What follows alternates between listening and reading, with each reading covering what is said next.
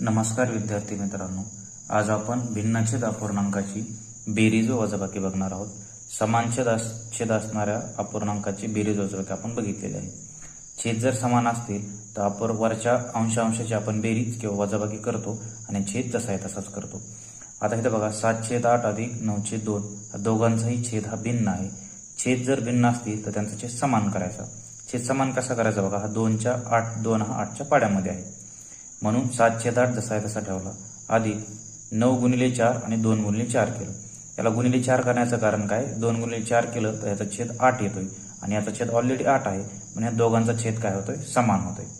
आणि नुसतं छेदाला गुणिले 4 करून जमणार नाही तर मला अंशाला पण गुणिले 4 करावं लागेल म्हणून 7/8 अधिक या दोघांचा गुणाकार 9×4 = 36/8। आता छेद समान झाले, छेद समान झाल्यावरती आपल्याला बेरीज करणं सोपं आहे। 8 जसा तसा लिहिला आणि 7 अधिक 36 दोघांची झाली बेरीज 43/8। सेम बघा दुसरं उदाहरण 7/5 अधिक 4/15 5च्या पाड्यामध्ये 15 आहे तिसऱ्या नंबरला म्हणून मी 5ला गुणिले 3 केलं, पण नुसतं छेदाला गुणिले 3 करून जमत नाही तर अंशाला पण गुणिले 3 करावं लागतं म्हणून 7×3 आणि 5×3 आणि 4/15 जसा आहे तसं ठेवलं। नंतर याचं उत्तर बघा 7×21 आणि हा अधिक 4।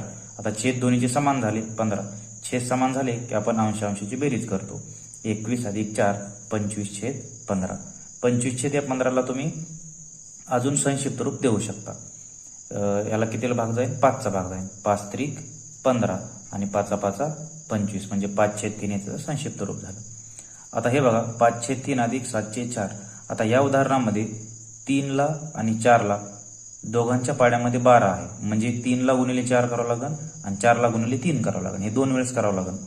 म्हणून हे टाळण्यासाठी मी काय करतोय बघा, सरळ ह्याला तिरकस गुणाकार करतोय। म्हणजे तिरकस गुणाकार कधी करायचा, ज्यावेळेस 3 किंवा 4 यापैकी दोघं एकमेकांच्या पाड्यामध्ये नसतील, दोघांचा मिळून कोणीतरी एकामध्ये पाड्यामध्ये असेल पण दोघं कोणी कोणाच्या पाड्यामध्ये नसतील त्यावेळेस सरळ तिरकस गुणाकार करायचा किंवा कुठेही तिरकस गुणाकार केला तरी तुमचं उत्तर बरोबर येतं। बघा ह्याचा तिरकस गुणाकार करायचा आधी 5×4 20 अधिक नंतर ह्यांचा करायचा 7×3 21 छेद परत ह्या दोघांचा पण गुणाकार करायचा 3×4 12 20 आणि 21 हे झाले 41 आणि छेद झाला तुमचा 12। अशा प्रकारे आपण बेरीज बघितलेली आहे।